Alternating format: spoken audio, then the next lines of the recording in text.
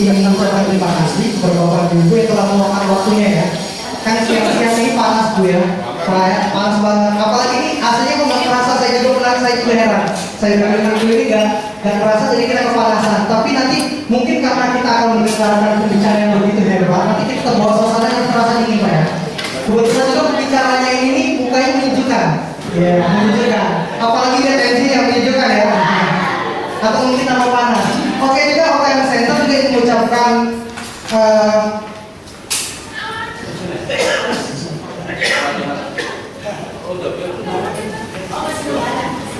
ya, sebenarnya kita kan masih dalam suasana lebaran kan. Jadi kita mau mengabarkan juga kepada Bapak dan Ibu.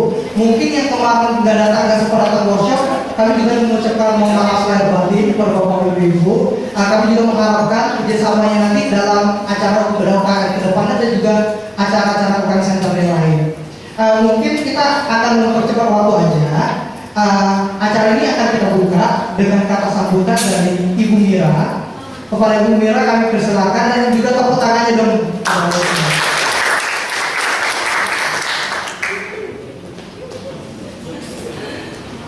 kasih. Selamat siang. Assalamualaikum warahmatullahi wabarakatuh. Senang sekali masih semangat. Harus ya. Nah ini kali ini bedah UKM akan menggali. Kita pernah juga belajar mengenai sampah ya, kelola sampah. Nah ini Pak Venture juga dari Ketua Yayasan Bina Daya Kasih. Beliau datang jauh-jauh dari Magelang. Tadi pagi baru sampai jam 4 pagi demi datang ke UKM dari didampingi oleh Pak Agus. Nah ini jadi kedatangan beliau ini benar-benar sangat berharga karena beliau mau meluangkan waktunya untuk berbagi cerita bagaimana cara mengolah limbah menjadi produk yang bernilai jual. Saya juga sangat berterima kasih sekali dengan Bapak alumni UI yang masih 17 tahunan ya Pak Komandan. Yang masih semangat untuk datang ke sini mendengarkan bedah UKM.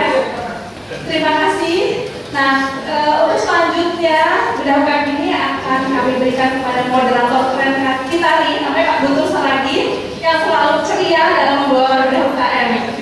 Enggak ganti-ganti, pernah juga Pak Komarko, kita ganti-ganti orangnya.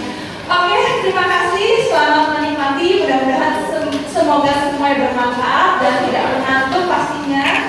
Wassalamualaikum warahmatullahi wabarakatuh.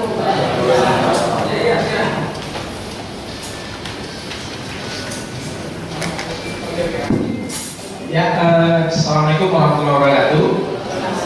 Selamat siang Bapak Ibu sekalian. Jujur hari ini saya agak grogi karena kedatangan guru-guru Pak Dalis, guru saya. Jadi Pak kalau saya salah nanti tolong dimaafkan Pak. Serta bapak-bapak alumni UI, bapak ibu para pengusaha yang bergabung dalam komunitas UKM Center. Hari ini kita beruntung juga Bapak dari Iluni, jadi kalau di UI itu ada ikatan alumni. Sepertinya melihat ini potensi besar untuk dikembangkan, sehingga Pak Dalis dan beberapa senior kami ikut hadir di sini. Baik Bapak Ibu sekalian, hari ini kita akan bahas tentang pengelolaan sampah dan kegiatan social planner. Untuk sampah langsung pada Bapak Fenci Omerudin dan tentang social planner dengan Bapak Agus Widianto. Bapak Ibu sekalian, soal sampah memang sudah 2 kali materi ini diangkat di diskusi di UKM Center. Dahulu kita ingat mitranya yang di Bekasi, Jatiwarna, ya itu mengangkat tentang sampah. Beliau sebagai seorang pengusaha ya, artinya beliau bisa menjalankan aktivitas bisnis dari sampah. Apa poin baru dari mengundang Bapak Fenci Omerudin adalah bagaimana perlibatan untuk menciptakan kemanfaatan pada seluruh masyarakat yang ada di daerah tersebut, bukan semata-mata usahanya maju.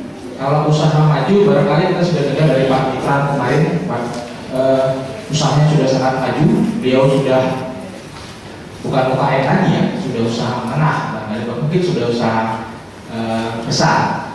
Namun dari Pak Penja sedikit saya browsing, mungkin Bapak Ibu nanti bisa bertanya langsung.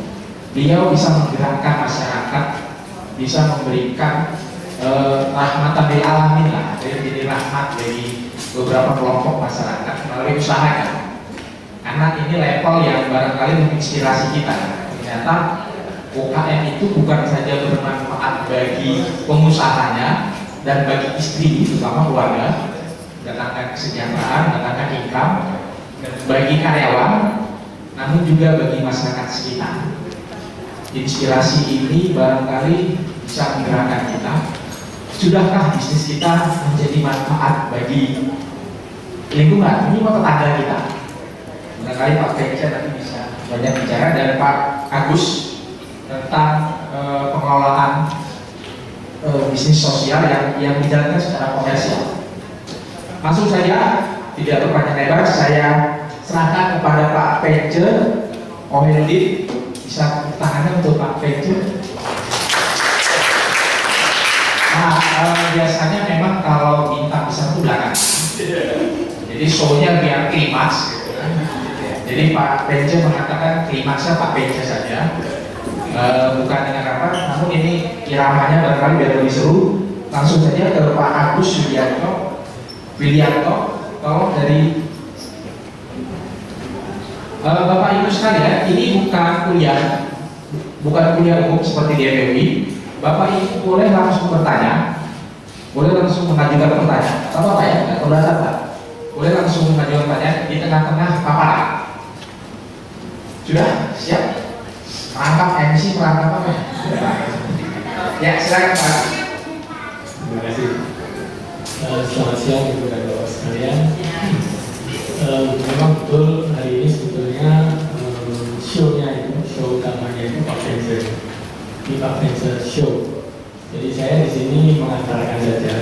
Dan kenapa saya ada di sini sebetulnya pembicaraan ini berapa lama kontak antara Pak Komara dan saya. Saya ada di Yayasan Bina Usaha Lingkungan, sebuah yayasan yang mendorong usaha-usaha di bidang lingkungan. Nah, kebetulan kemarin kami mendapatkan program dari Bank Dunia untuk penyiapan pasar karbon di Indonesia pasca protokol Kyoto. Nah, salah satu ahli yang kami anggap sebagai konsultan yang bisa membidangi pasar karbon ini adalah Pak Komara, sehingga kami minta bantuan Pak Komara untuk menyusun sebuah proposal pada Bank Dunia. Ceritanya seperti itu. Tetapi di dalam perjalanan kemudian hubungan kami juga berkembang. Artinya di dalam segi-segi yang di luar pasar karbon. Akhirnya kemudian kita bicara soal social entrepreneurship, tentang kewirausahaan sosial. Dan salah satu yang kami bicarakan waktu itu adalah potensi untuk menggarap sampah-sampah yang sekarang ini jadi masalah di sepanjang Sungai Ciliwung. Itu menjadi potensi untuk mendatangkan income. Nah, salah satu ahli di dalam menyulap, ahli sulap ini, saya ingin jadi produsen, menyulap dari sampah menjadi uang, itu adalah Pak Penja, sehingga kemudian ada hubungan segitiga ini, hubungan segitiga antara saya, Pak Komara, dan Pak Penja. Nah, Pak Komara kemudian yang undang kami ada di sini. Tapi sekali lagi saya ada di sini untuk sedikit memberikan konteks kelembagaan. Barangkali ya nanti ke depan barangkali kita bisa bicarakan bagaimana merajut usaha-usaha yang sudah ada di lapangan. Sudah banyak hal yang di lapangan. Intervensi Pak Penja ada di mana? Kemudian kalau kita kaitkan dengan program Pak Jokowi dan Pak Gubernur untuk normalisasi sungai, ada rumah susun di Marunda dan sebagainya, itu nanti bisa kita coba cari strategi yang pas, kira-kira seperti apa, karena peluangnya sangat-sangat besar. Nah, kembali kepada Waibul, sebetulnya Waibul kan di didirikan tahun 93 untuk menggunakan usaha-usaha berbasis lingkungan. Dan tahun 2000-an bergerak di bidang energi terbarukan karena memang waktu itu presiden digital. 5 program utama kami, listrik pedesaan melalui pemanfaatan sumber energi terbarukan, kemudian pemberdayaan masyarakat melalui pengembangan kewirausahaan sosial. Ini yang sekarang sedang kami lakukan, misalnya saja kerjasama dengan Coca-Cola. Kami diberi bantuan oleh Coca-Cola, kerjasama dengan Coca-Cola untuk memberikan air bersih kepada masyarakat di Sumedang. Air bersih memang gampang ya, ditarik dari sumber air kemudian dialirkan ke rumah-rumah penduduk. Tetapi yang sulit adalah pengelolaannya. Jadi dimensi sosial dari program ini adalah memberikan air bersih sebagai kebutuhan dasar manusia. Tetapi dimensi komersialnya adalah bagaimana menjaga keberlangsungan sistem ini, yaitu dengan membuat PDAM tingkat desa. Nah, PDAM tingkat desa ini harus menghasilkan, harus dikelola secara komersial. Di situ sebetulnya segi entrepreneurship-nya adalah di dalam pengelolaan sumber daya air. Ini sudah terbukti, sudah berjalan di satu desa di Sindang Pakuwon. Kemudian Coca-Cola melihat ini bagus sekali, kemudian kami bisa lagi mengembangkan di desa sebelahnya. Tapi samping itu bisa kita perlebar lagi, tidak hanya air bersih dan sanitasi, kemudian bisa juga pelestarian daerah hulu, dan itu ada penanaman di sana, ada pemberdayaan ekonomi masyarakat dan sebagainya. Ini bisa berkembang. Tapi salah satu pintu masuk adalah air bersih. Kami juga ada kerjasama dengan Chevron misalnya. Chevron Pacific ya, Chevron CPI, Chevron Pacific ya. Chevron geothermal di Gunung Salak itu mereka kan sangat berkepentingan kepada kelestarian Taman Nasional Gunung Salak, karena tanpa ada hutan di sana maka air akan hilang dan itu gas juga akan hilang. Makanya mereka harus menjaga kelestarian Taman Nasional Gunung Salak. Nah, masyarakat sudah mulai merambah masuk kepada Taman Nasional. Kemudian kami diminta untuk mengembangkan usaha-usaha berbasis masyarakat di sekitar Taman Nasional agar masyarakat tidak mencari nafkahnya di dalam Taman Nasional, tetapi ada di luar. Nah, ini sudah berjalan 3 tahun. Sekarang ini kita negosiasi untuk memperpanjang menjadi 3 tahun lagi. Dan banyak sekali usaha-usaha yang bisa kita kembangkan di sana. Dan ini ada banyak proyek ya, seperti pengembalian masyarakat di Gayo di Aceh, itu juga pernah kami lakukan. Next.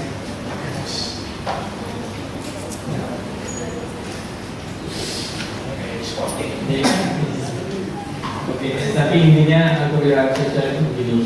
Selama ini kami sebagai NGO ya, non-government organization itu selalu mendorong kemandirian masyarakat dan keberlangsungan program dan sebagainya. Tetapi juga kalau dilihat terus terang bahwa LSM seperti kami juga itunya dari proyek-proyek yang habis proyek ini kemudian harus mencari proyek lain lagi terus seperti itu. Nah, ada pemikiran bahwa seharusnya kemandirian masyarakat itu juga dibarengi dengan kemandirian organisasi seperti kami ini. Jadi sekarang ini yang sedang kami coba dorong adalah bagaimana organisasi-organisasi seperti kami, NGO ini, bekerja sama dengan masyarakat di dalam mengembangkan usaha-usaha berbasis masyarakat. Dari situ kemudian bisa misalnya di desain ada profit sharing ya.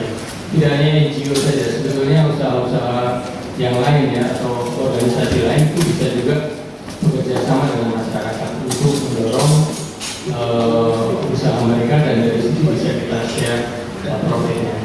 Saya kira itu tidak haram juga hal lain.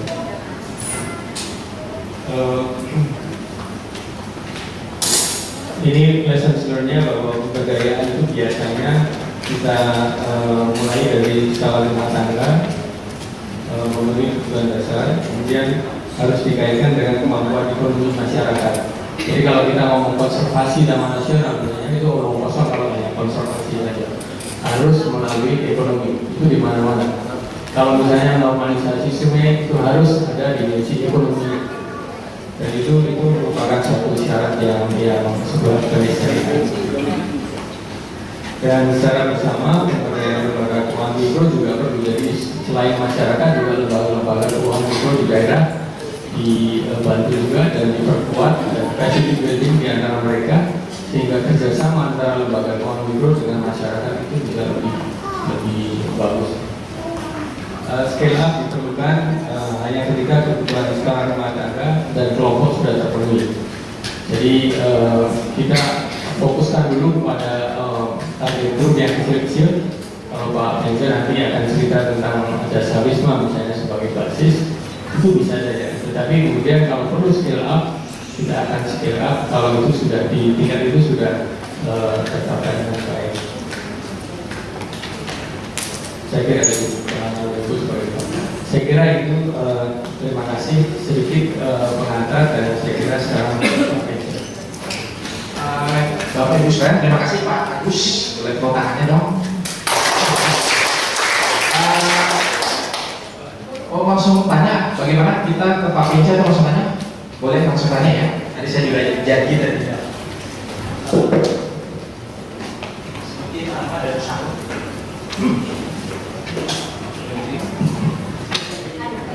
Duduk aja. Iya. Assalamualaikum warahmatullahi wabarakatuh. Saya Sri Lestari. Kalau di UKM-nya saya bergerak di Bali. Tapi saya menggeluti di UKM itu dari tahun 94, di mana awalnya di lingkungan saya adalah itu mayoritas adalah perempuan tunasusila. Nah, setelah itu pertama dimulai dari pembuatan. Kalau cowok pasti Pak, kalau cowok. Mohon maaf. Ini Pak diawali dari APD, ternyata berlanjut dengan kita ada beberapa item. Jadi satu produk misalnya saya masuknya bagus. Ya, pertanyaan yang ingin saya tanyakan ke Bapak adalah satu, bagaimana cara memandirikan masyarakat yang berada di komunitas yang memang minat untuk usaha tapi belum mandiri. Kemudian yang kedua Pak, yang ingin saya tanyakan karena Bapak IJU, yang ingin saya tanyakan adalah bagaimana cara menjaga konstan daripada proyek atau program gitu Pak, karena saya juga kerja di konsultan. Terima kasih. Wassalamualaikum warahmatullahi wabarakatuh.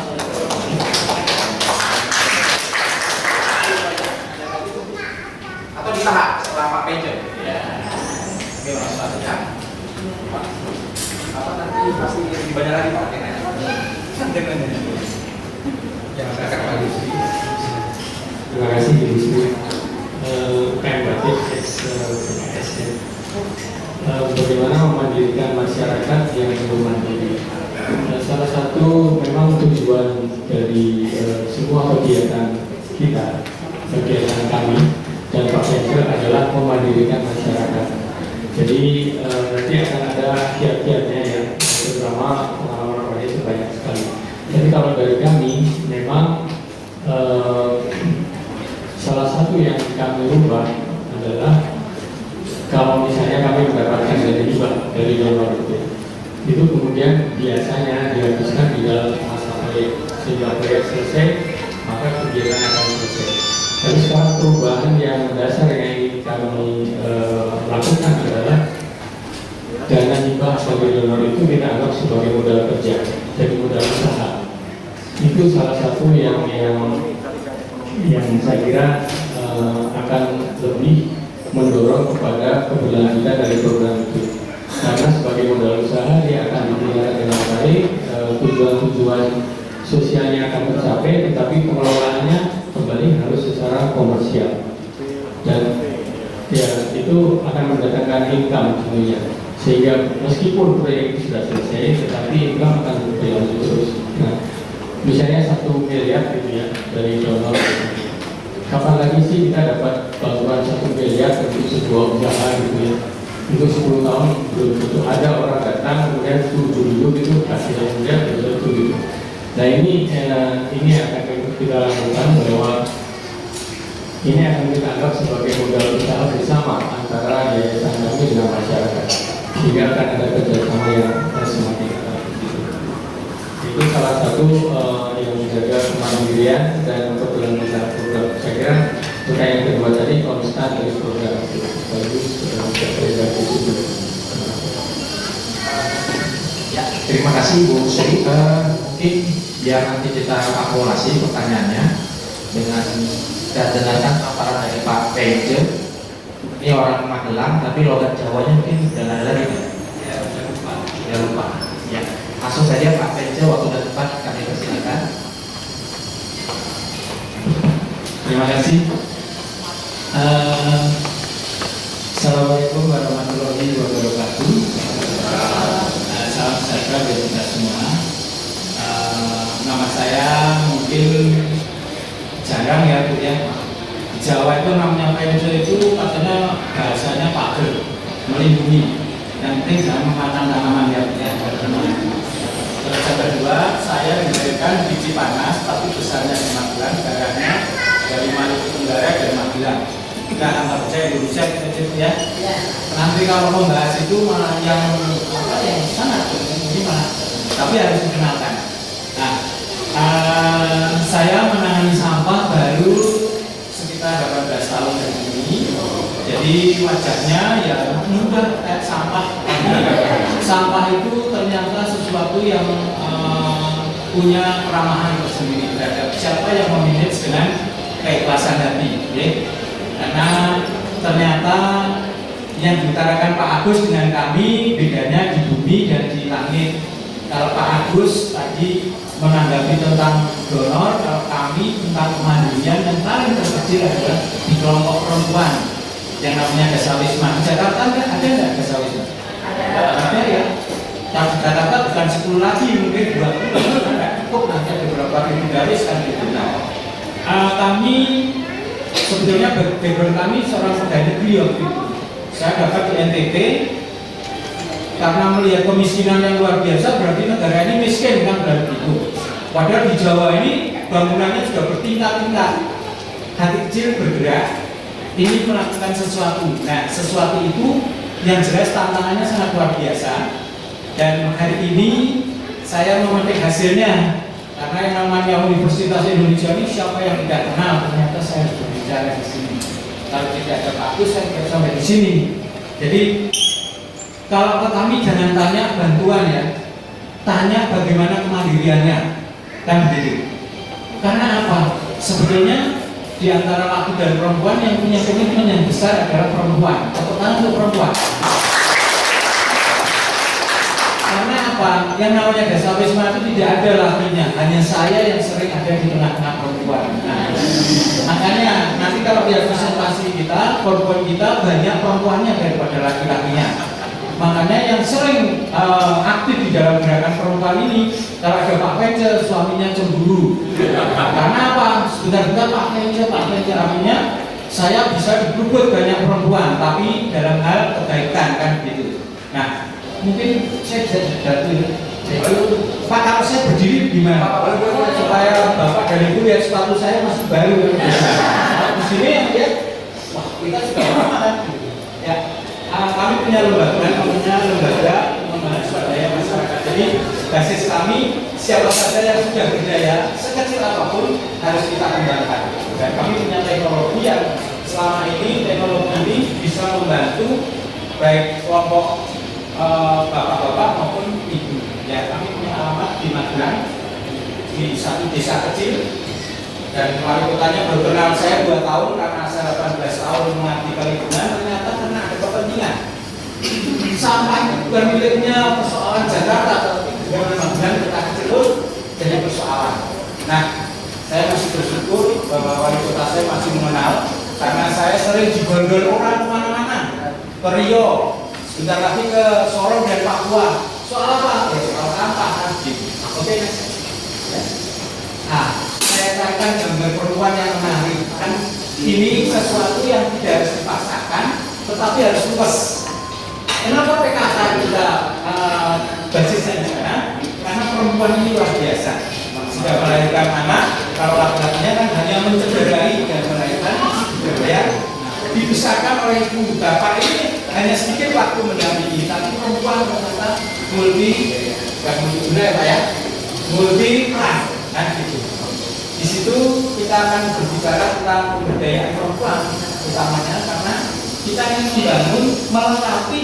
Kalau sekarang bapaknya baru bisa membelikan beras 30 kilo, ibunya bisa nambahin 5 kilo. Artinya perbaikan ini tidak total ya, tapi paling tidak mengajari bapaknya jangan korupsi kan gitu. Artinya maksudnya jangan dipaksakan kan gitu. Karena perempuan kan banyak menuntut kan dikabulkan. Artinya oh iya ya benar, satu yang dia 10. Iya ya. Oke. Maksud dan tujuannya sederhana sebetulnya. Perempuan dapat melakukan sesuatu agar mampu meningkatkan pendapatan dan kualitas hidup. Apakah kualitas hidup keluarga panjenengan sudah baik atau mau disempurnakan?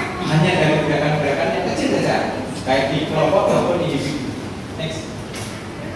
Kalau orang melihat seperti ini, perempuan dianiaya karena suruh bekerja keras, ya kan? Ya enggak? Yang tidak ada ibu, yang lainnya ya. Disitulah peran perempuan nanti bisa masuk ke dalam bagaimana pengelolaan sampah ini bisa membuat satu rumah pembibitan sayur organik. Kedua, bagaimana tanam menanam. Terus menanam sayur tidak terbatas, karena saya yakin bapak ibu lebih suka makan sayur yang organik daripada yang tidak jelas. Bapak-bapak ojek yang motor itu membawa racun untuk keluarga ibu dan lain-lainnya. Karena apa? Pupuk yang digunakan kita tidak pernah tahu. Dan ibu lebih suka dengan warna hijau. Makanya saya toprak itu tidak disukai. Yang disukai ini yang hijau. Jadi kalau sayuran yang digunakan yang hijau, tidak boleh yang masih abu-abu karena tidak hijau tidak kuning kan gitu. Artinya ibu jangan disihir oleh warna. Tapi bagaimana sayur sehat itu pastinya tidak jelas hijau, ya. Nanti kita juga akan mengembangkan peternakan. Peternakan, yang benar Pak Ranger, di DKI ini tidak boleh beternak. Ternak kan banyak, ada ternak cacing. Pak Jokowi nggak tahu kalau cacing itu bisa diternakan. Terus ada ternak kelinci. Yang tidak boleh kan ternak ayam ini. Tapi kita di Bogor ya, biasanya di Depok ya. Berarti aman kita bicara ayam.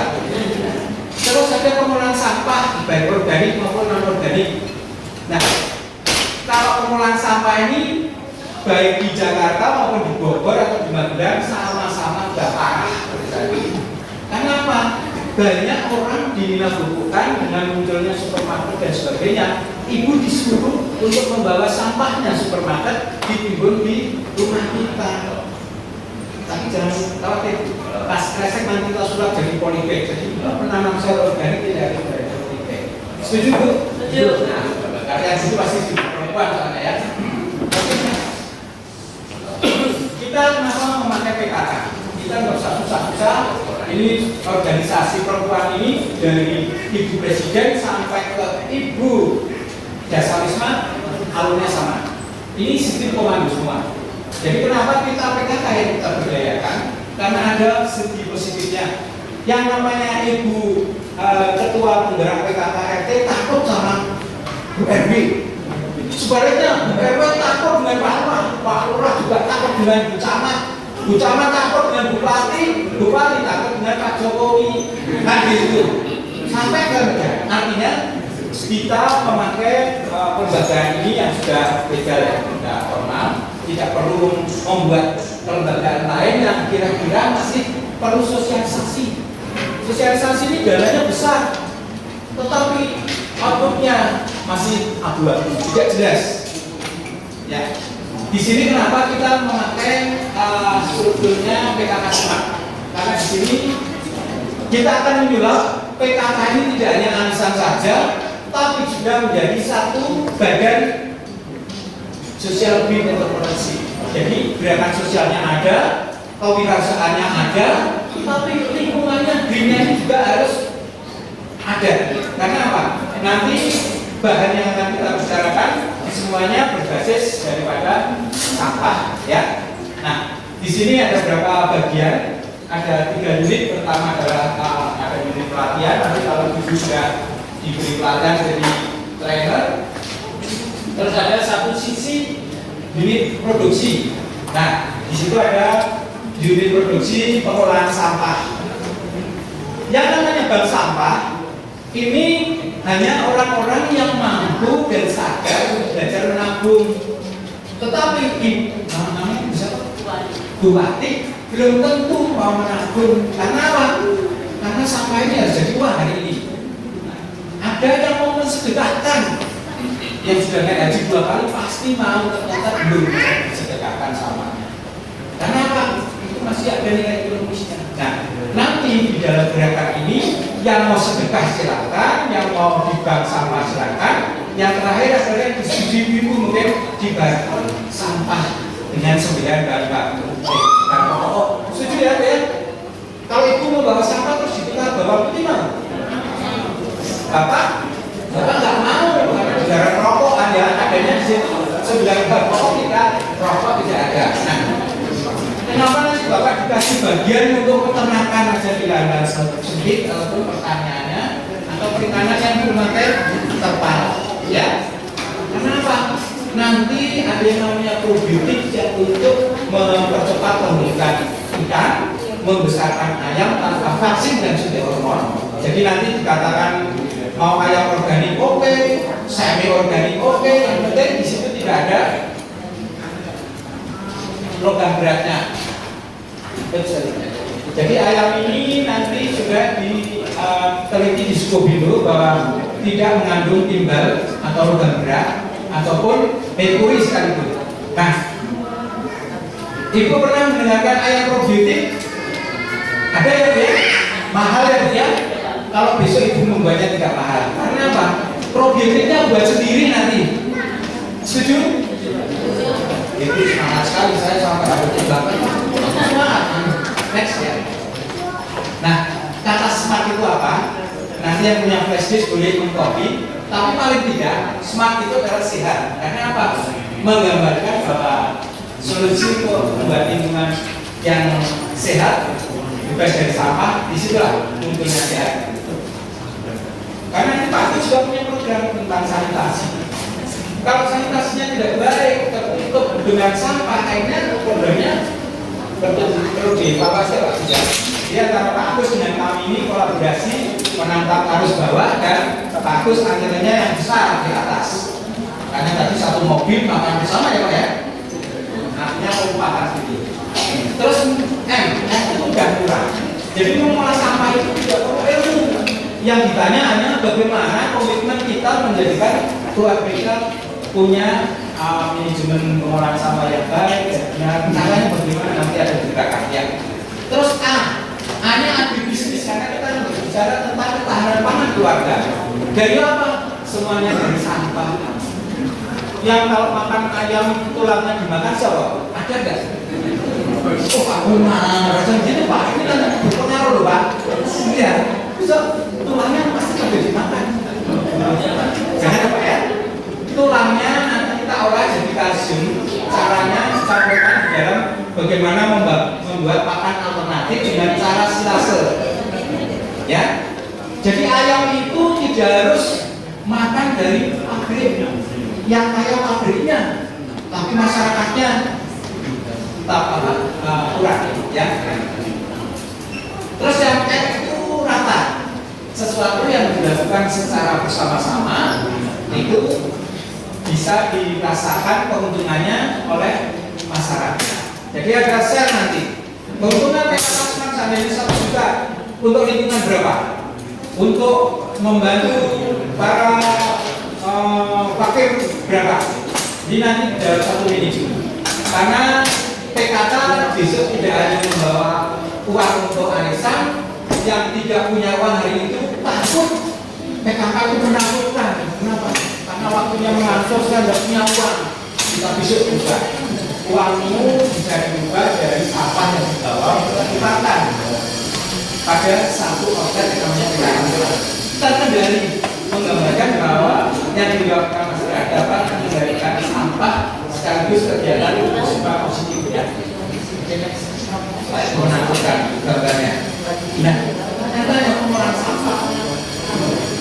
di dalam pengolahan sampah 3M tidak boleh ditinggalkan karena itu salah satu kunci pengurangan, menggunakan kembali dan mendaur.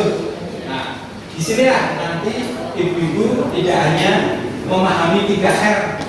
Kalau 4R bisa ya bisa, tapi 3 aja dulu. Yang pertama, kenapa prinsip 3R di dalam pengolahan sampah itu wajib hukumnya? Karena apa? Pengurangan ini bisa menghambat mata depan umumnya dan panjang. Terus ada ekonomi kreatif yang muncul ketika sampah itu tidak hanya jadi kompos, tetapi jadi tanaman. Kompos jadi tanaman. Kalau di dalam penjualan kompos, karena rasa kasihan mulai kita punya 500 rupiah per kilogram, tetapi kita simpan di dalam rasa ada harganya, disimpan menjadi sayur bunga kol organik yang satunya itu 5.000. Artinya ada peningkatan atau ada pasca olahan dari kompos menjadi produk yang namanya pertanian organik. Tapi ini Pak Ika, mohon maaf ini saya minta sedotan untuk minumnya ya. Ini soalnya kalau saya begini nanti semuanya ada begini ya sedotannya.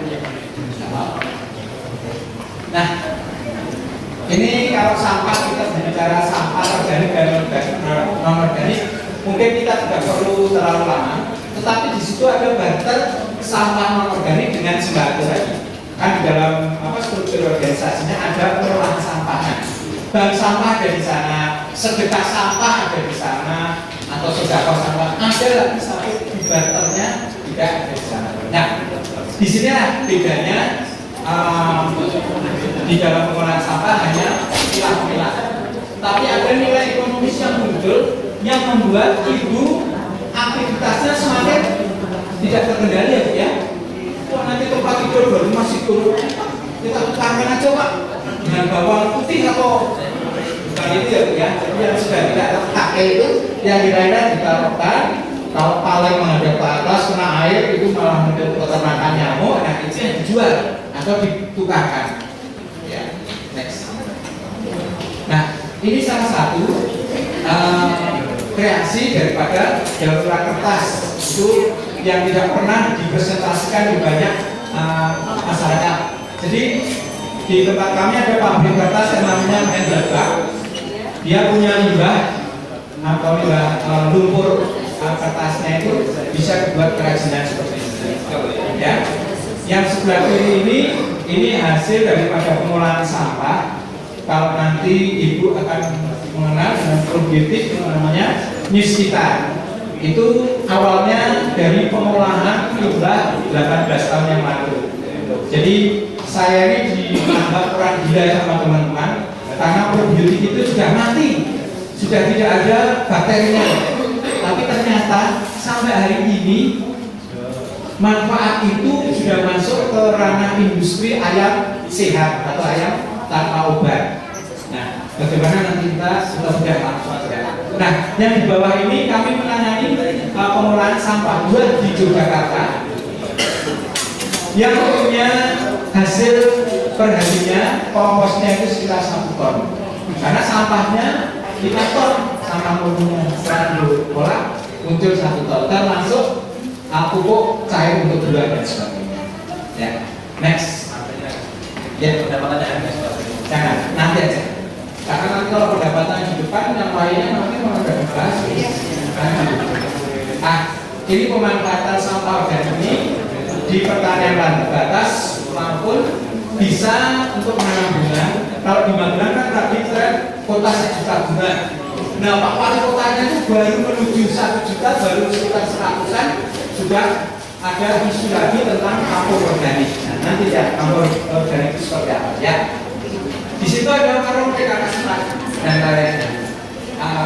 Termasuk bagaimana PKK Smart ini bisa berfungsi sebagai Alfamart atau Indomaret. Jadi kalau di PKK Smart itu nanti ada yang namanya pupuk cair jual di situ. Hasil pemberdayaannya dulu. Ada sayur organiknya di situ. Ada mau menukar sampah setelah ditimbang ditukarkan dengan gula, dengan bawang putih ataupun apa saja nanti kita lihat di situ. Nah ini kalau saya melihat UKM ini sebetulnya kita harus melihatnya kalau pangsa pasar bagaimana sampah ini menjadi industri besar, bukan hanya hasilnya cuma 2.000 3.000. Nanti ada satu wawasan lagi tentang bukan lagi bank sampah tapi bank sentral sampah. Jadi nanti Bapak itu bisa jadi pengepul ya, dikatakan itu dari mana? Bekasi bisa dikalahkan. Karena apa? Sudah terpilah dari rumah tangga. Artinya di Depok jadi mungkin perputaran uangnya mungkin per harinya bisa di atas 20 juta. Wow, itu jelas. Karena apa? Setiap keluarga punya sampah sekitar 3-4 kg. Hanya 2 kilo atau 1,5 kilo yang tidak punya nilai ekonomisnya. Mulai pampers, softtek dan sebagainya itu yang tidak punya nilai ekonomis. Buang kepada tukang. Mulai daun, mulai air cucian beras, cucian daging yang ada di pasar diolah menjadi industri pupuk cair mandiri. Setuju Bu? Kakek malah bingung ya. Kira-kira bingung nggak? Buatan ya? Bapak bingung nggak kira-kira? Di kampus ini yang memasak nasi kantinnya kantinnya berapa kilo? Mungkin 1 kintal ya? Bisa Pak? Marah. 1 kintal ada nggak untuk memenuhi kebutuhan kampus ini? Airnya kelihatannya sekitar 1.000 liter.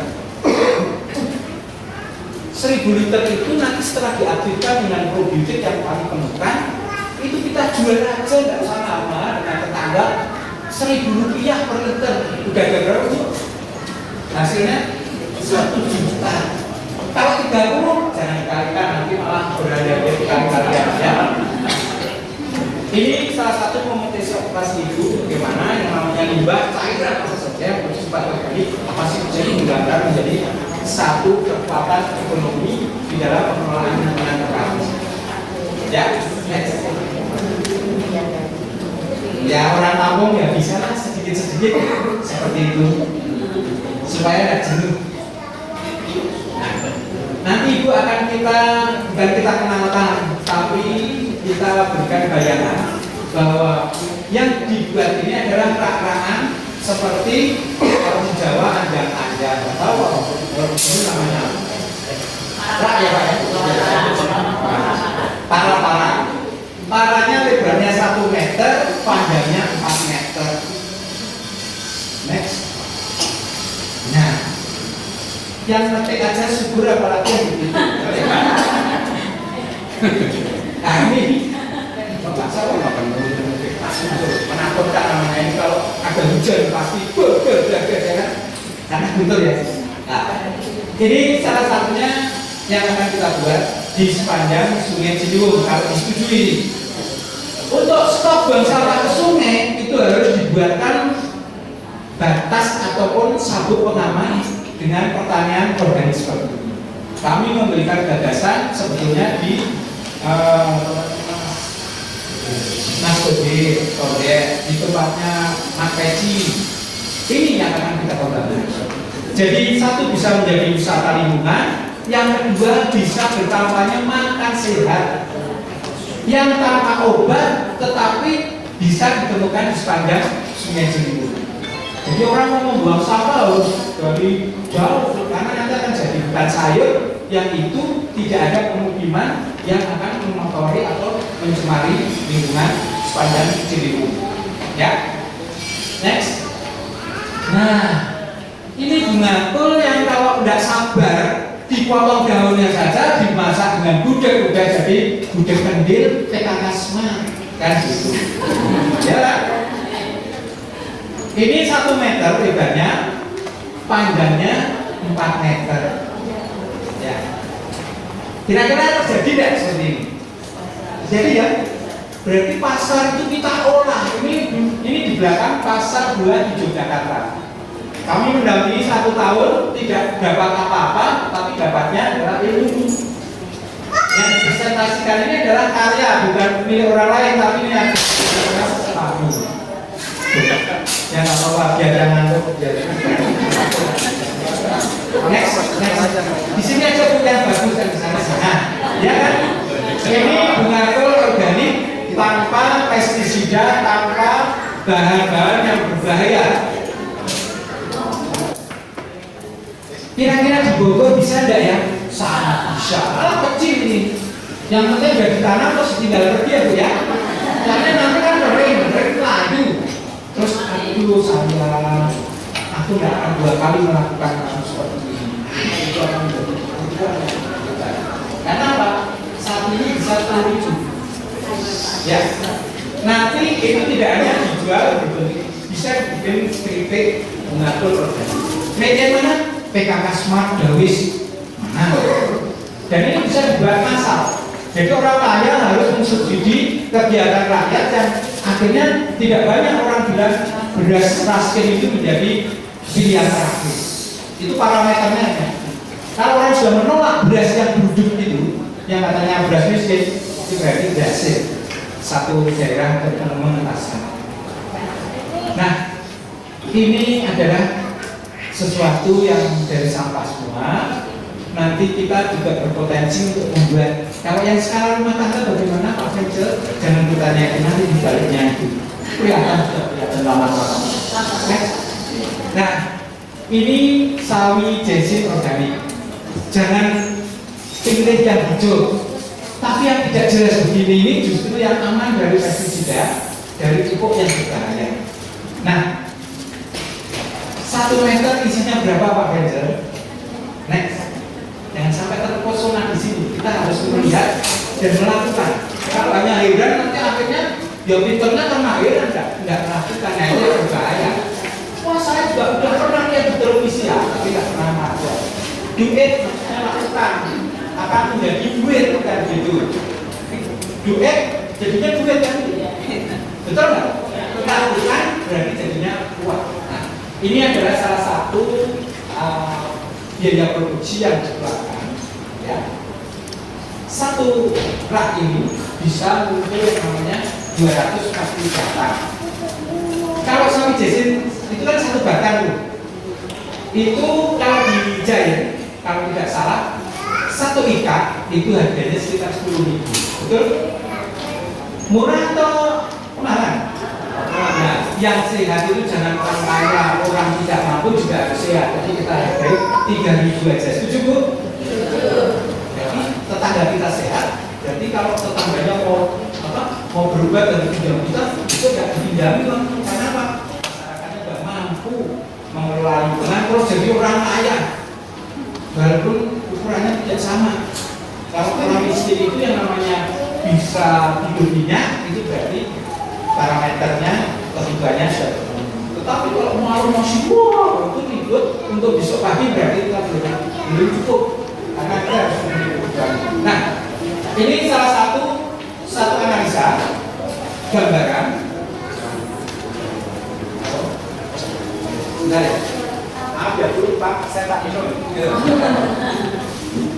Kalau ada yang langsung tanya nggak apa-apa Bapak? Belum ya? Belum. Masih seru ya? Tanggung ya? Tanggung ya?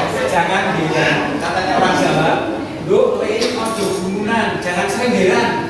Biasa saja. Kalau Bapak itu sudah melakukan dan berhasil, heran. Oh ternyata orang tua aku menciptakan sesuatu. Tapi sebagian ini sudah ada niat, siap-siap rumahnya mau digombak, jangan ya Pak, kalau sudah orang jangan.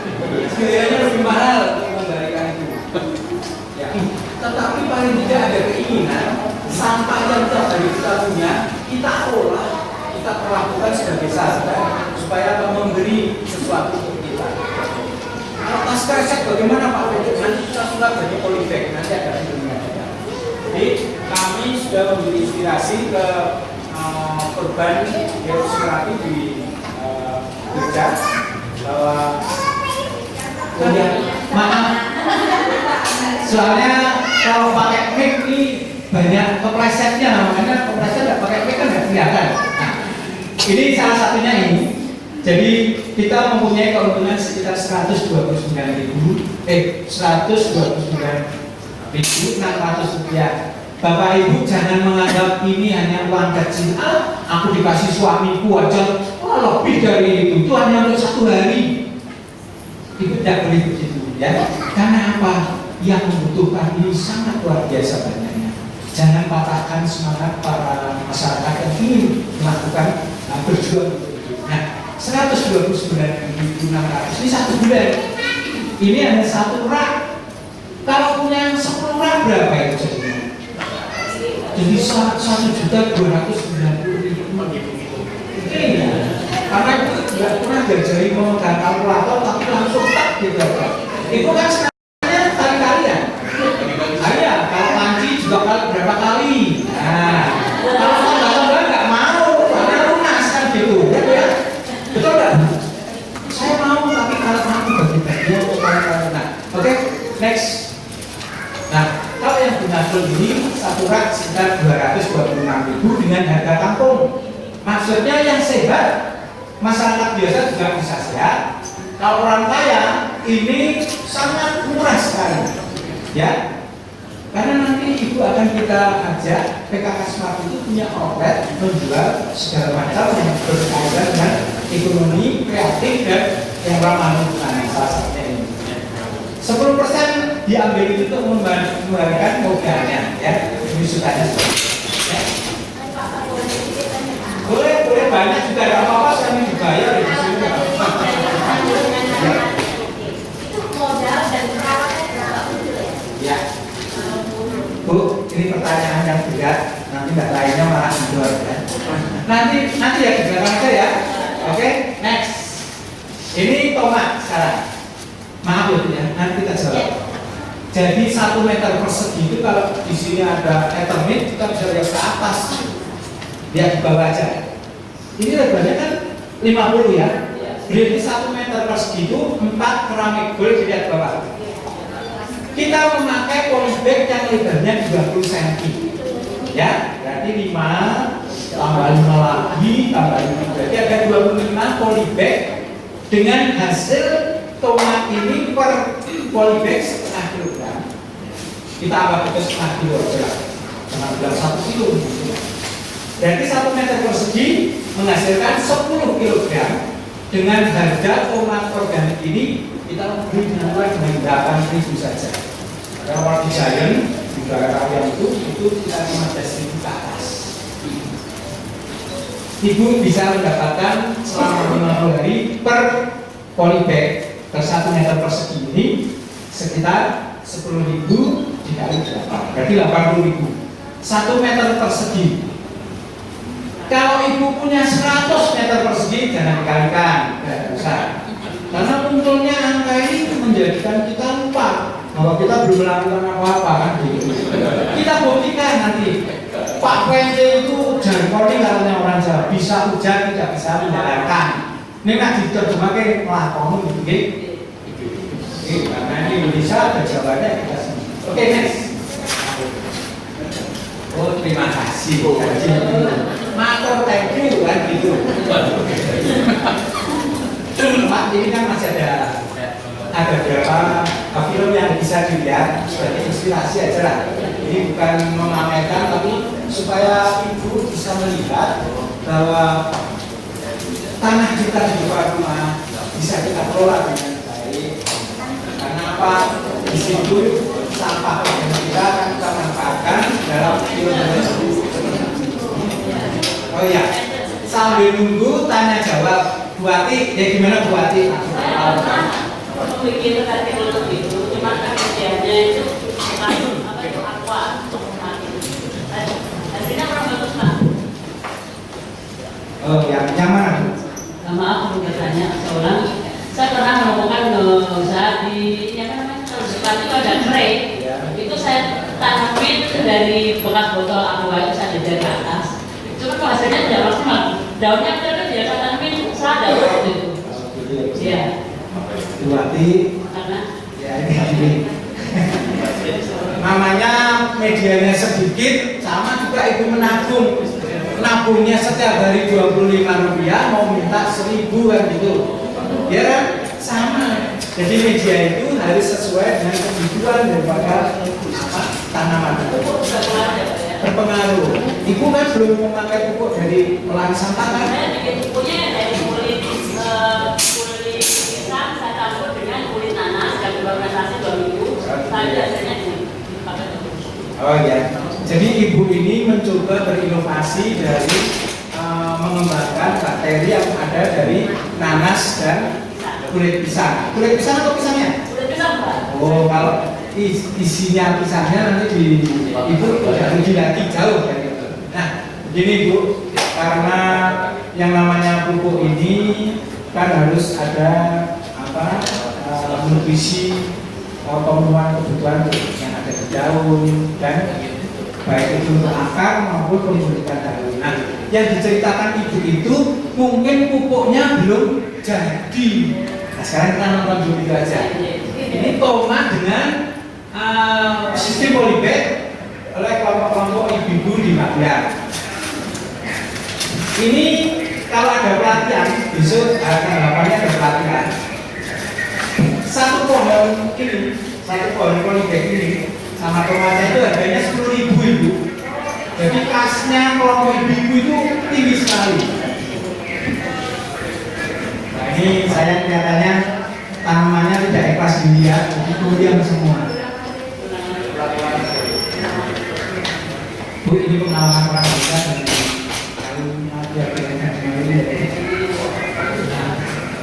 jadi kalau kita tadi menganalisa sudah mendekati kebenaran. Itu polybag itu lebarnya 20 cm.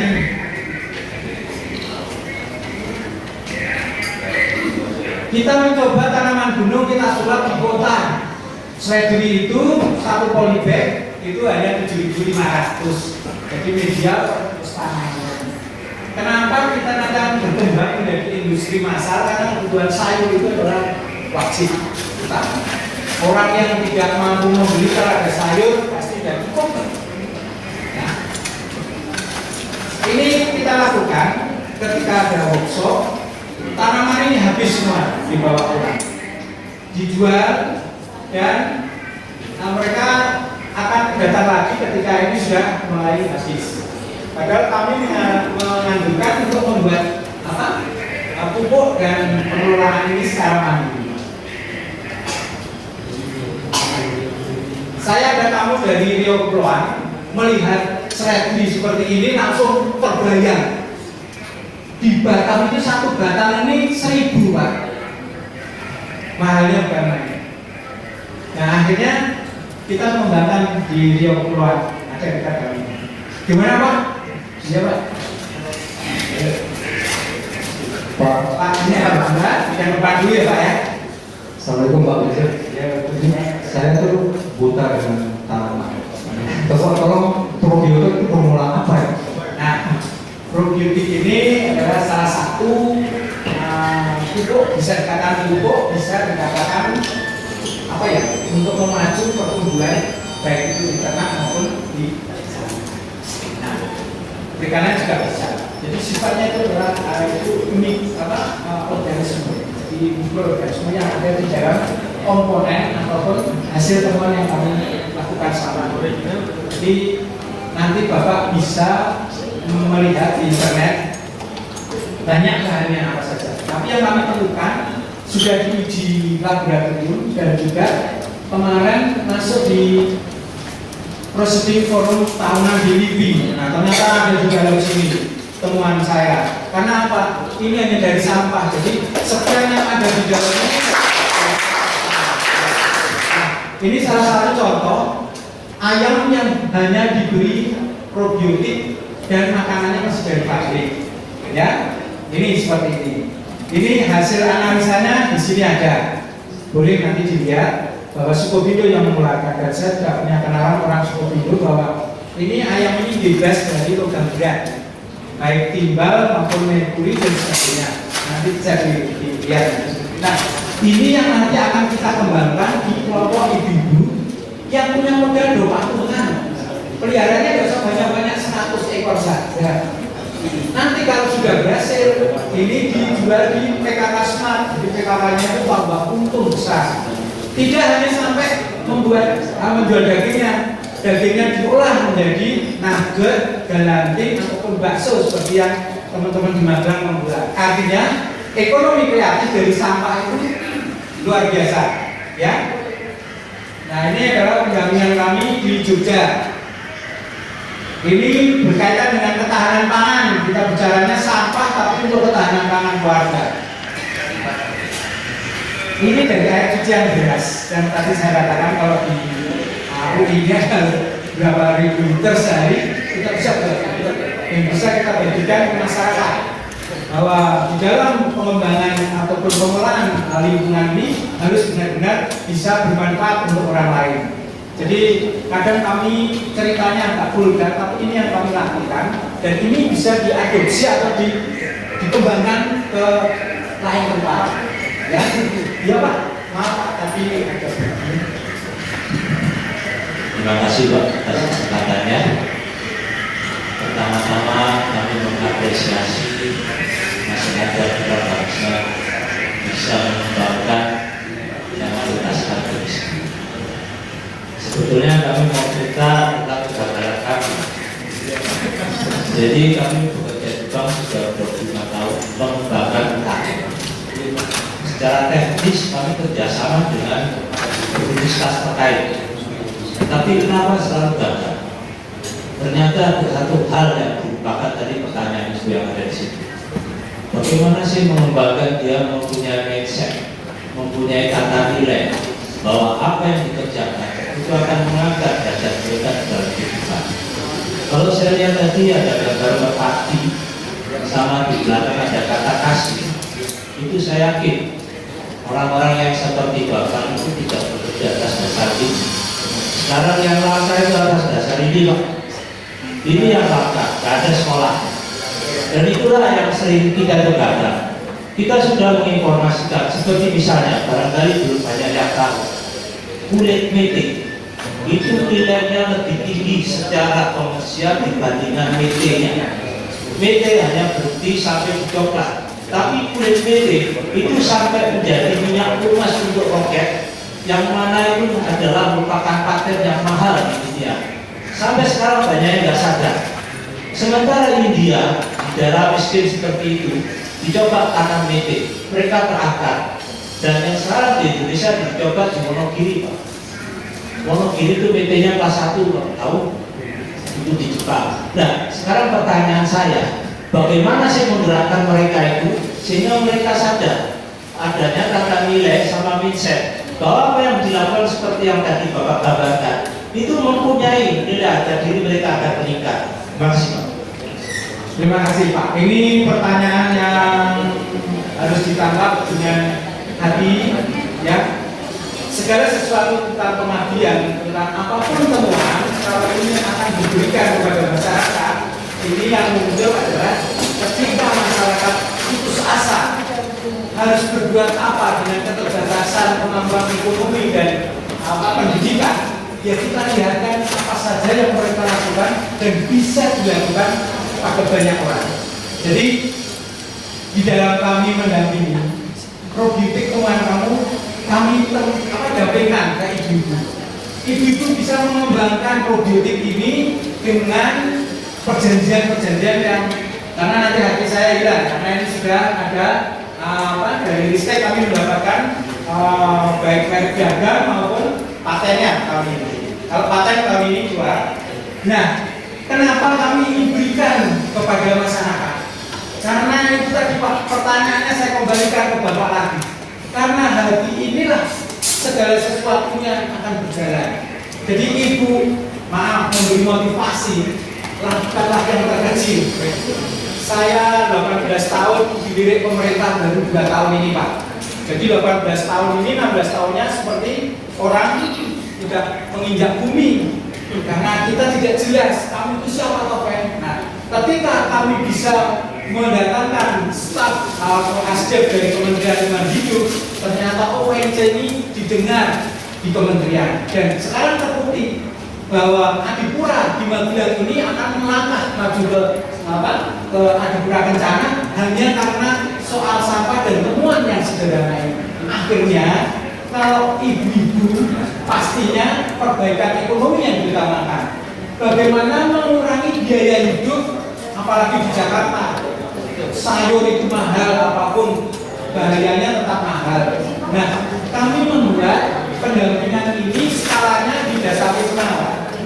Jadi kami tidak melibatkan secara massal. Kami memilih orang-orang yang punya komitmen.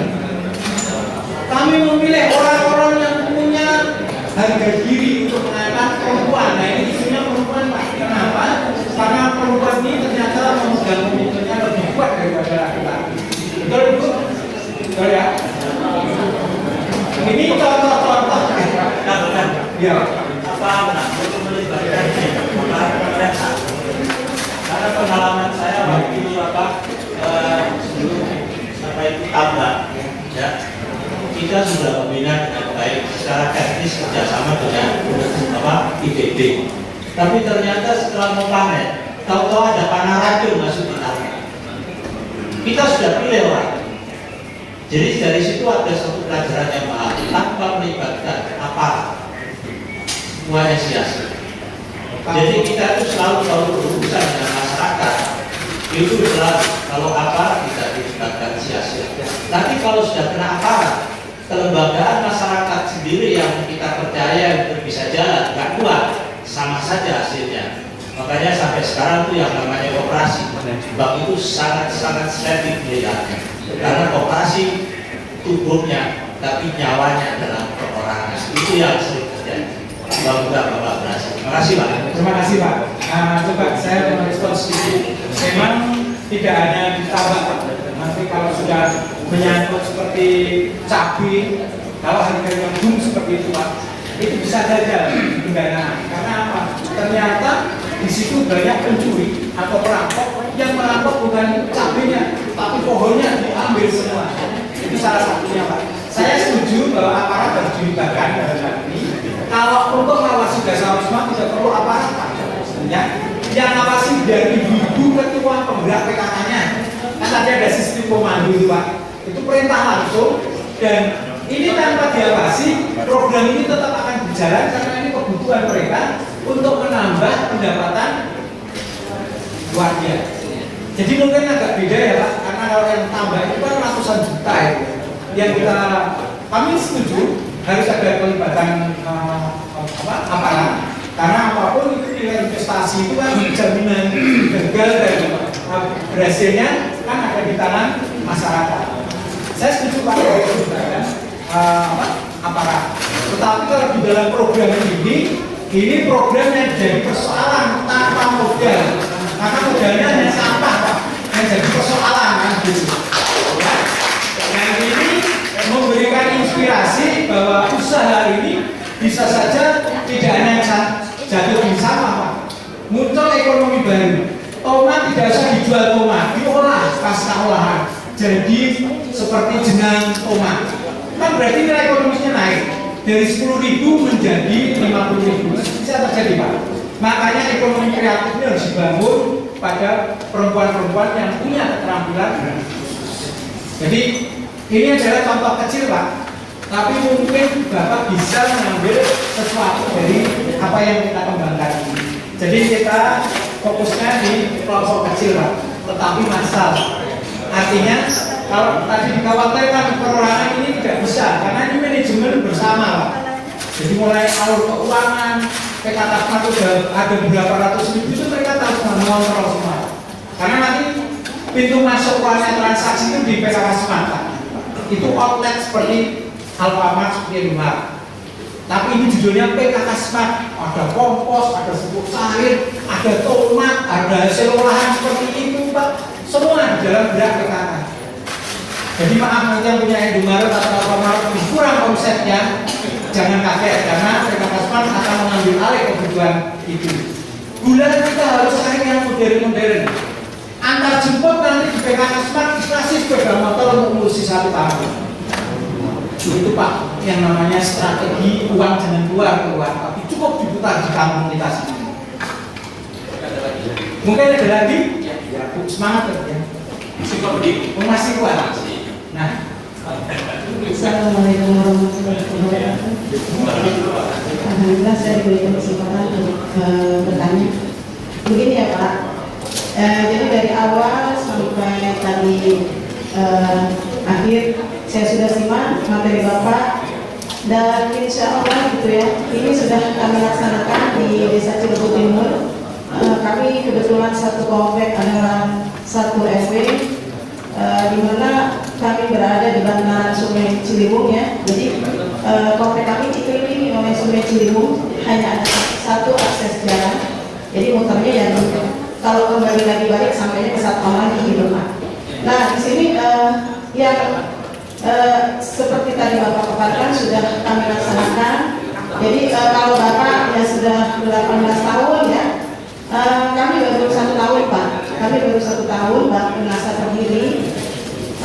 Dan betul apa yang Bapak katakan bahwasanya memang ternyata semua dari sampah yang kita kelola itu tidak ada yang terbuang ya. Semua bahkan sampai kepada residu pun itu masih bisa kita manfaatkan ya, kalau kita tahu linknya. Nah sekarang yang jadi permasalahan kami ya Pak ya, itu dengan semakin berkembangnya bank sampah yang ada di komplek kami, jadi apa ya yang membuat saya bingung itu sepertinya manajemen itu jadi bertambah luas gitu ya, karena banyak yang kita harus lakukan ya, seperti tadi kita membuat pupuk cair yang setara dengan GM4 atau GM8. Kemudian kita juga membuat kompos kering ya, jadi dari hasil ilmuwan yang kita pakai. Cuma jadi Pak, kendalanya adalah di sumber daya manusia. Betul yang dikatakan Bapak tadi ya, tidak mudah merubah paradigma bahwasanya sampah itu punya nilai jual yang tinggi. Kalau kita lihat, kita tinjau Bapak ya, ini sudah 18 tahun berjalan gitu Pak ya.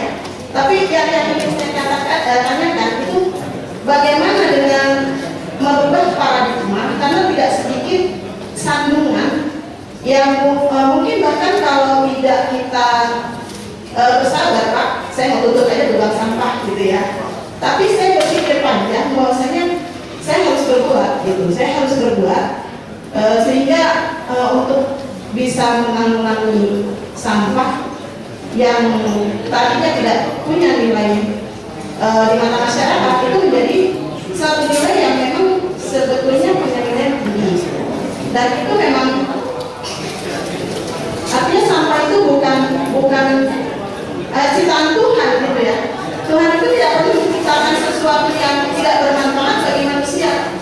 Cuma di sini permasalahannya adalah merubah paradigma. Bagaimana caranya dengan sekian banyak bisa jadi juga saya bilang teror Pak ya, untuk bisa terbentuknya sampai pada tahapan seperti Bapak mungkin. Nah itu yang ingin saya minta penjelasan Bapak, bagaimana cara mengubah tatanan masyarakat, dan kebetulan kita juga berada di dalam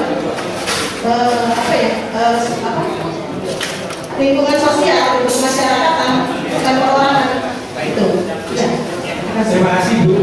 Untuk merubah seperti saya, ini harus siap jadi orang gila dulu. Pertama itu, karena orang gila itu tidak akan disapa malah dicaci. Nah, bertahun-tahun kami dicaci, termasuk keluarga istri saya sendiri. Kemarin saya baru dikasih selamat. Selama 18 tahun, sebetulnya istri saya separuh hati antara mendukung saya dan tidak. Kan tidaknya karena apa? Kamu itu yang kamu cari apa? Tapi Allah itu adil.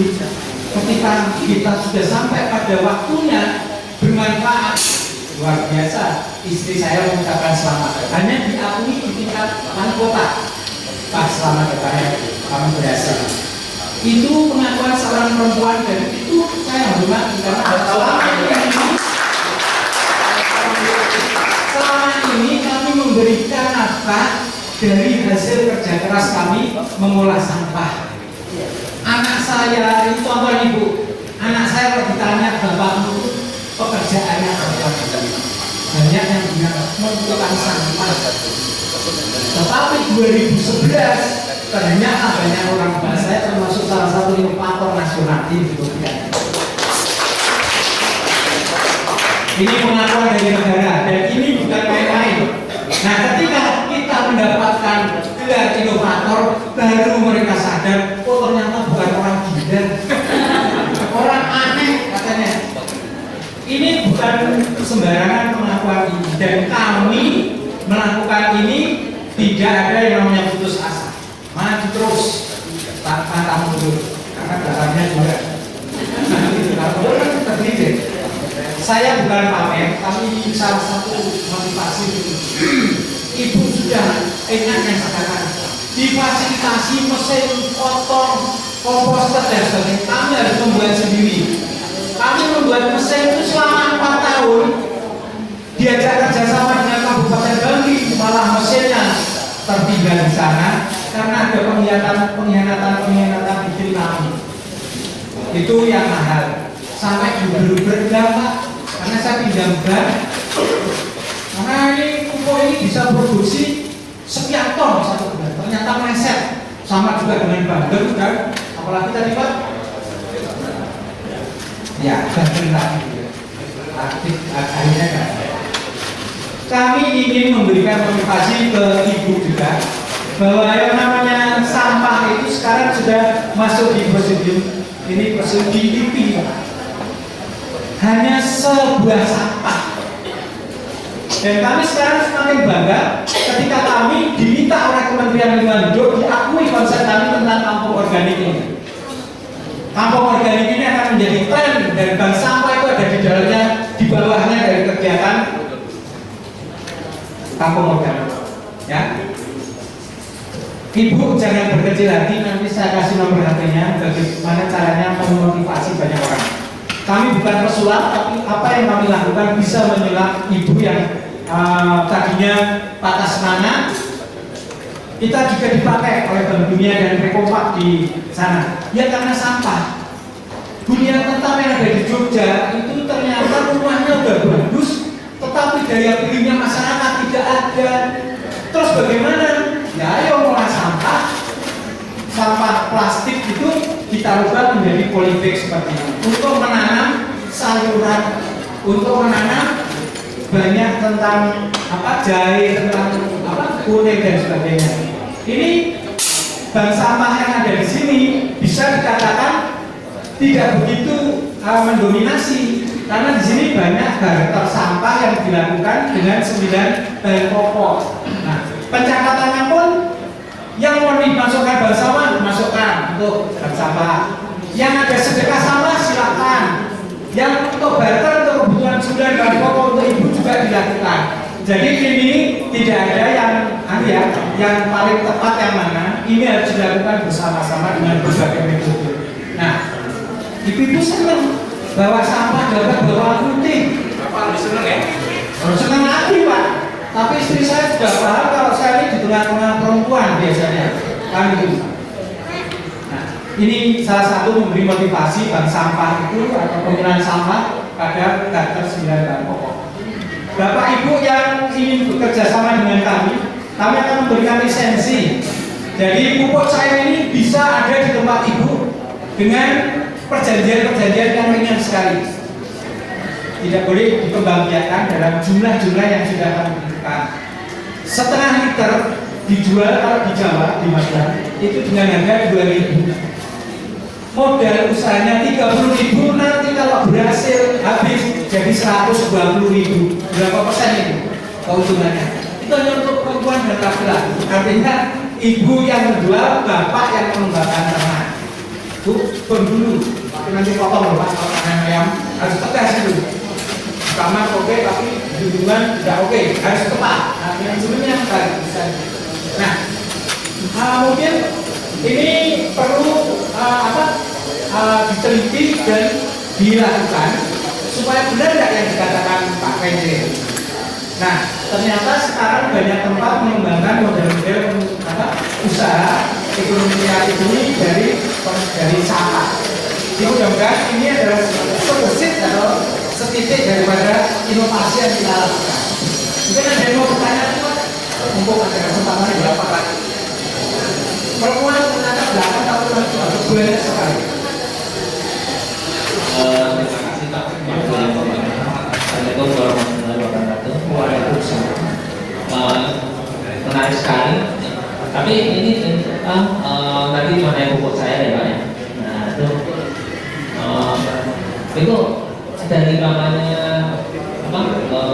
air dari pencucian, dan itu mungkin ada bakteri yang ditanam di situ untuk apa fermentasi atau apa itu. Nanti bakterinya yang penting namanya Muscita. Nah, ini di hasil dari itu yang sudah diteliti Bapak itu apa mengandung apa NPK-nya apa? Saya potong langsung aja ya. Saya bukan ahli biologi. Kami hanya praktisi pengolah sampah. Jadi sampai hari ini bakteri itu masih tanda tanya besar. Jadi maaf ini kita tidak bisa berdiskusi karena saya sendiri tidak tahu bakterinya. Tidak tahu. Tapi yang kami tahu adalah itu bermanfaat untuk pertanian, peternakan dan sebagainya. Itu. Nah, mungkin pertanyaan Bapak ini yang ke-100 kali karena kami sering juga menanyakan tentang bakteri itu. Ya. Jadi maaf, kami bukan ahli biologi. Nanti kalau kami menjelaskan masalah, tapi kalau ayam itu dipanen 22 hari bobotnya 1 kilo 2 on, itu kami yang menjawab karena ini sudah melewati penelitian yang ditanya. Begini, kalau saya itu nggak tahu namanya buruk jenisnya apa terus kami diserang pertama karena mati. Ya, ini mungkin nanti diskusinya di luar. Jadi yang penting Pak, iya, karena kita harus tidak akan berdiskusi itu. Karena kami menemukan ini, people tidak menanyakan, dimanapun tidak menanyakan. Yang penting kami memberikan sesuatu bermanfaat. Kalau Bapak mau menanyakan lebih lanjut nanti dibuang saja, ya. Karena saya bukan orang ahli. Nanti biar dari UI ini yang meneliti bakterinya apa sih. Kemarin teman saya meneliti ini tidak ada bakterinya, baru itu sudah mati. Tapi kenapa peternakan besar masih meminta ke kami? Tadi Pak Agus tak suruh mendengarkan ada permintaan untuk ayam petelur dalam jumlah besar karena sudah menggunakan yang pertama, terus mau menggunakan yang kedua. Ini mungkin kalau diskusi ini harusnya di Iya. ini karena apa saya pertanyaan dari peternakan tadi sebenarnya ada untuk probiotik itu. Nah itu vaksin itu dalam waktu 45 hari waktu ada pengaruh. Berarti itu mempengaruhi reproduksi manusia. Ya itu Bapak dari makanan yang diberikan pada ayam itu berapa kurus Kak? Dari limbah atau apa-apa itu. Tapi vaksinasi itu bermanfaat nggak untuk kesehatan ayam? Nah, kalau dikasih itu efeknya yang konsumsi ayam. jadi gini Pak, ayam kami tanpa vaksin dan pertanyaan Bapak tidak usah khawatir karena hasil dari ayam ini sudah keluar yang sertifikat dari Skopito ini Pak, bahwa ini bebas tinggal atau bebas bahan-bahan ayam. Jadi kami berpegangan pada analisa dari Skopito Pak. Dan kami kalau ini pun tidak bisa dikembangkan ke masyarakat tidak apa-apa karena masyarakat tidak akan membeli apa yang kami kembangkan. Nah, jadi kalau Bapak mau menanyakan, Bapak bisa membawa cairan itu ke lab, tanya kami yang bakterinya. Dan kami tidak akan melakukan itu karena uji kami sudah cukup. Orang yang menggunakan probiotik dari temuan pengolahan sampah ini sudah berulang-ulang kali. Dan itu mereka justru merasa bahwa pangsa pasarnya lebih besar karena tidak ada lemaknya. Di sini hanya lemaknya hanya 3%. Padahal lemak jenuhnya di ayam itu isinya adalah bahan-bahan berbahaya untuk pertahanan kita semakin rentan. Ini ya Pak, mungkin Bapak bertanya tidak puas jawabannya, nanti kita diskusikan di luar ini karena kami ini memberi motivasi ke Ibu bahwa apa produk yang kami buat ini sekarang diminta sampai di NTT. Dan itu hanya kami memberikan satu set, ternyata dikembangkan di sana menjadi ribuan. Saya harus datang ke NTT Desember Pak ceritanya Pak. Dan probiotik itu harus ada di sana. Nah ini jadi antara pertanyaan Bapak dan jawaban di lapangan, ini mungkin Bapak tidak puas, tapi kalau kami memang membatasi. Kami nggak mau membahas tentang bakteri yang ada di dalam. Tapi hasil jadinya ada di analisa di sini. Nah, kami pertanyaan sering muncul Pak. Karena di hak paten kami pun tidak kami munculkan isinya apa. Orang Indonesia itu paling gampang membaca Pak. Kalau satu karya yang ini akhirnya mau diberikan ke masyarakat harus dibaca dan dijual, kita mungkin malu ya, malu. Saya bukan aja tidak mau menjual, orang lain kok membajak kok mau dijual. Kira-kira ikhlas atau tidak? Orang Indonesia Pak. Ya. Jangan bilang orang Indonesia. Nah, masa masih banyak yang ya. Pak. Nah, Pak, ini lepas terus Ya. Kayak kita di sini aja ya. Kemarin teman saya juga dimarahi Pak. Gara-gara itu juga Pak. Lanjut Bapak. Saya dimulai. Pak, ini tanyanya kan tadi saya lihat selayar kandang ada sayuran bagus, jangka waktu panen. Yang ingin saya tanyakan begini Pak, kita tuh ibu-ibu usaha yang ditanyakan pasti profit karena untuk penambahan peningkatan pendapatan keluarga. Yang saya lihat tadi siklus panen 50 hari. Nah, dari modal awal berapa, terus dijual berapa, tentunya Pak, perhitungannya itu Bu, Pak, karena kita ibu-ibu tidak mau menghitung umur, tapi hitungnya duit gitu Pak. Jadi itu mungkin pertanyaan. Jadi saja ya, biaya produksinya satu bibit sayuran tomat itu 200 rupiah. Terus tuh 200 rupiah. Iya, saya tulis 200 rupiah. Tanah kita mau membeli atau memanfaatkan tanah yang tidak rata? Yang ada. 500 rupiah. Polybitnya hanya 200 rupiah. Karena itu sudah membuat sendiri, tidak mengeluarkan biaya produksi. Probiotiknya nanti kan ibu akan buat sendiri. Ya, pupuknya itu kan 200 rupiah. Jadi biaya produksinya berapa? 1.100. Tadi di satu kilo setengah kilogramnya dihitung berapa?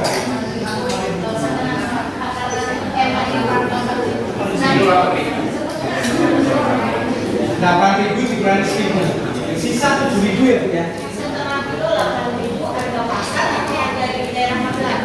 Di Magelang. Kalau di Jakarta kan itu malah 15.000 kalau tomat organik. Kayaknya 5.000 deh Pak. Boleh. Dari masyarakat. Masih ada sisa 4.000 ya Bu ya. Berarti untuk 4.000. 4.000 kalau menanam 1.000 pohon berapa Bu? Kalau 1.000 kan tadi bagiannya Pak 1.100 kali. Ya udah usah. Iya. Hitungnya yang keuntungan di 4.000. 4 juta ya. Untuk tenaga kerja 2 bulan dibayar ibu itu 1 juta. Satu bulannya 500. Mau enggak? Enggak mau ya. 1,5 juta. Mau enggak Bu? 3 juta. Artinya kan profit yang sudah masuk kepada UMR. Jadi ibu sudah mengalami keuntungan sekitar 3 juta. Anggap saja. Ya, dengan 1.000 pohon dibagi 200 berarti berapa itu? Hanya membutuhkan sekitar 500 meter. Itu hitung-hitungannya ketika ibu harus menanyakan biaya produksinya. Ya? Ya Pak, soalnya kalau menarik itu kan kita ibu senang ya harus karena menghitungnya duit Pak gitu. Terima kasih. Makanya lakukan sesuatu dulu. Kalau orang tidak pernah melakukan, tidak akan dapat duit. Ya? Ibu nanti dari sayuran aja tadi sudah dapat 3 juta. Terus nanti kalau probiotik kami percaya akan dikelola oleh kelompok itu. Modalnya 30.000, kalau habis satu set itu jadi 120.000. Keuntungan ibu itu melebihi biaya produksi yang kami buat. Di sini hanya 16.000 per hektar ini. Ya, jadi ibu nanti kalau memang hatinya oke dan sebagainya, untuk kelompok kita nasional itu nanti ada outlet-outlet yang akan kita angkat. Jadi kami siap mendampingi Pak Gus, Pak Komara.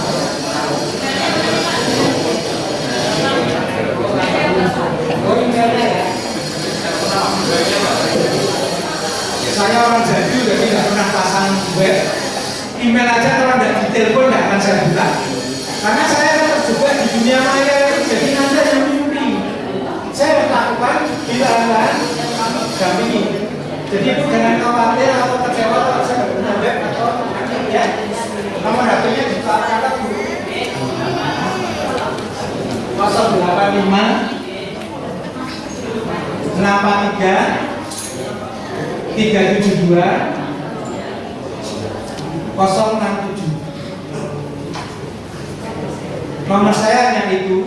Jadi ya 085 63 372 372 067. Nomor itu mulai ditagihkan yaitu memberikan sesuatu ya nomor itu. Jadi kami tidak pernah ngumpet daripada satu nomor itu. Nah, ini sudah mau email orang ini, iya Pak. Masalah untuk yang apa? Probiotik ini masyarakat. Ya, di luar kota. Kami yang kami lakukan, kami tidak pernah menjual mereka. Tapi ketika mereka harus mengganti biaya produksi, ini ada biaya produksinya ya. Karena kami kan harus melibatkan tenaga kerja, piping dan sebagainya. Itu kami cara memasarkannya seperti kalian coba. Orang diberi percobaan itu mereka kan datang lagi. Datang itu untuk bukan mencaci maki, untuk membeli lagi. Nah ini yang kita lakukan. Kalau dihitung temuan kali ini terakhir kita total